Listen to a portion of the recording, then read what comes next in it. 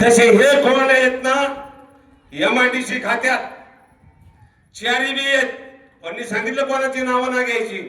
कानूरकराला विनंती करतो, तुमच्या गटात 20 वर्षापूर्वी कान्होर गावचं कायम सभापती असायचं, जिल्हा परिषद सदस्य असायचं, पंचायत समिती असायचं. का ह्या कार्यालयाला MIDC गेल्यामुळे तिथं उमेदवारी कान्होरकरला मिळाली नाही? मला हे स्पष्ट सांगा. का निमगाव बघितला नाही? का सोने सांगवीला नाही? का वरुड्याला नाही? मतदार सगळं जास्त आपल्या गटातले. आज कान्होरकर गप बसल्यात. का बसल्यात? कारण यांचा पैशाचा जोर पहिली अफवा सोडली. पैशामुळे इथं 100 उमेदवार आहे पण एकाची ताकद नाही झाली. कारण या पैशावाल्याला कोण नेऊन टाकायचे हे तुम्ही जनतेने ठरवायचं. आणि आज आपल्याला कुमारकर महाराज नाणेकर जर नाही निवडून आला ते आयुष्यभर ह्या कान्होर गटाचे आणि या 4 गावाची पोची ओळखून कायमच हे करणार आहे. आज जर कुमार नाणेकर यांना निवडून जर आला तर त्यांना जनतेने धडा शिकवला ही परत आपल्याच पाय पडा येते. कान्होरकर असतील, खर्डे साहेब तिथं, चेअरमन साहेब आहेत, तळवले, हे लक्षात घ्या. हे आपल्या गावच्या उमेदवार गेला, उमेदवार जर गेला तर यांच्यामुळे गेलेले आहेत. का आपल्याला उमेदवार नको? का आपला उमेदवार आणायचा निवडून? काय आपण पाप केले? 20 वर्षापूर्वी आपल्या गाव उमेदवारी होत्या. हे फक्त MIDC मधल्या का नाही? आणि आपला जो उमेदवार आहे हा सामान्य शेतकऱ्याचा माणूस, स्वतःचा व्यवसाय रांजणगाव आणि परिसरामध्ये करणार आहे. मी आपल्याला सांगतो की या शिरूर तालुक्यामध्ये जेवढे उमेदवार आहेत तेवढे वेगवेगळ्या चिन्हावर आहेत.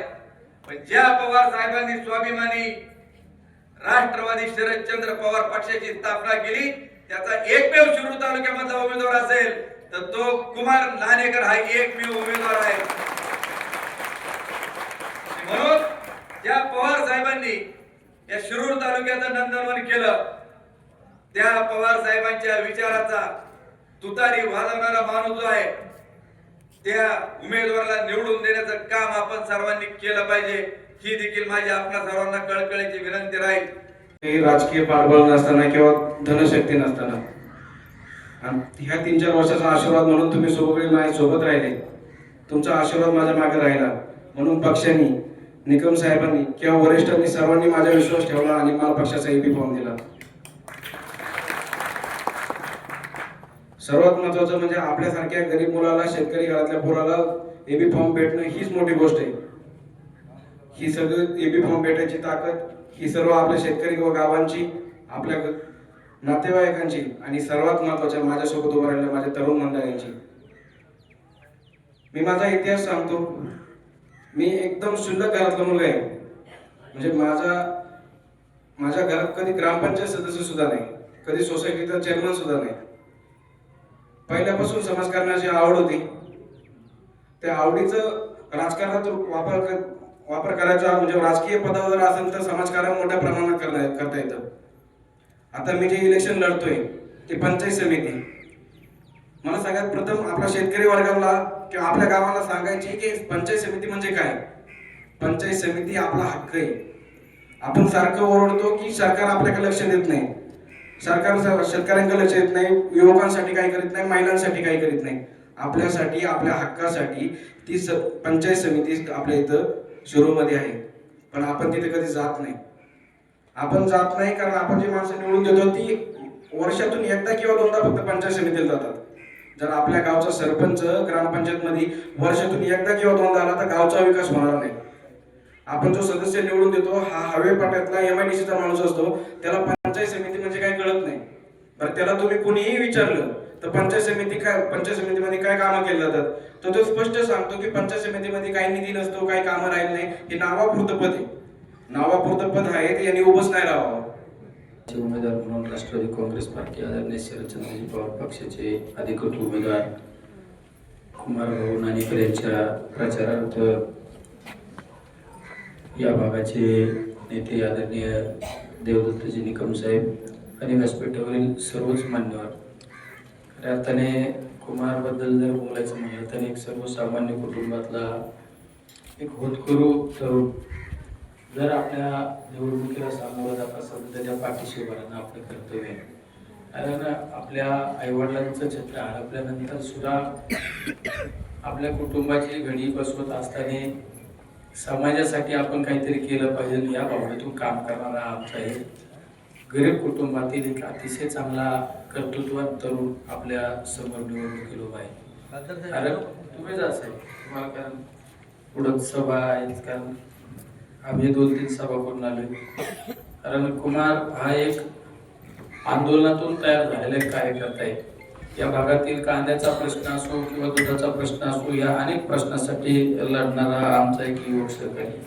आणि या भागातील एक निवडणूक खऱ्या अर्थाने ही निवडणूक धनशक्तीच्या विरोधात जनशक्ती अशी ही निवडणूक पाहायला मिळत आहे. कुणीतरी मला मग सांगितलं एक उमेदवार म्हणतो मी पाईप आणून देतो, एक उमेदवार म्हणतो मी हे आणून देतो, एक उमेदवार म्हणतो मी ते आणून देतो. पण आमचा कुमारला एकदा तुम्ही निवडून दिलं ना 5 वर्ष तुमचा शिपाई म्हणून काम करेल विचार. दादा पवार साहेबांच्या नेतृत्वाखाली काम करणारा आमचा कुमार राजकारणातून सत्ता आणि सत्तेचा फायदा माझ्या गोरगरिबांच्या झोपडीपर्यंत कशी विकासाची गंगा पोहोचवायची हा विचार करणारा आमचा हा कुमार आहे. त्यामुळे निश्चित अतिशय चांगला काम करणारा एक युवक सहकारी या निवडणुकीमध्ये आपल्या समोर निवडणुकीचे मत मागण्यासाठी आलेले आहे. म्हणून तुम्ही सर्वांनी त्याच्या पाठीशी उभा राहा.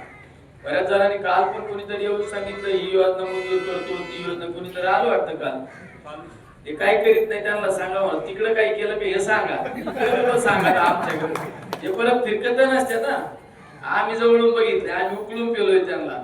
रोज निवडणूक आली का मोठमोठ्या योजना काय कोणीतरी सांगितलं 6.5 कोटीची योजना मंजूर, 650 कोटीची योजना मंजूर करून देतो. नादी लावायचं लोकांना वाटत मोठे बिटे काही नाही, त्यांना आम्ही घरी पाठवलेले. त्यांच्या काही नादी लागू नका, त्यांच्या काही बोलता आपल्याला बळी पडू नका. हे विचाराने छोटं काम सांगितलं असेल, यांनी सांगितलं असेल ना मी 150 विहिरी मंजूर करून देतो, तर 149 सुद्धा नाही करणार, 150 विहिरी मंजूर करून देणे विचार त्याने अधिकारातलं सांगितलं. आणि पंचायत समितीचे उमेदवार उभा आहे त्याच्या रेंज मध्ये बरोबर सांगितलं ना, तुम्हाला पंप मंजूर करून देतो, तुमच्यासाठी आंदोलन करतो. जर उद्या एखादा विधानसभेतला आमदार जर केंद्राच्या गप्पा मारायला लागला तर जमणार आहे का? रेंज मध्ये टप्प्यात केलं पाहिजे. त्यामुळे याच हे जर मला म्हणला इथं बसल्या म्हणला असताना इदाला भागाचं सगळं नंदनवन मी करतो, तुम्ही म्हणला असं हे पण जर हवे तर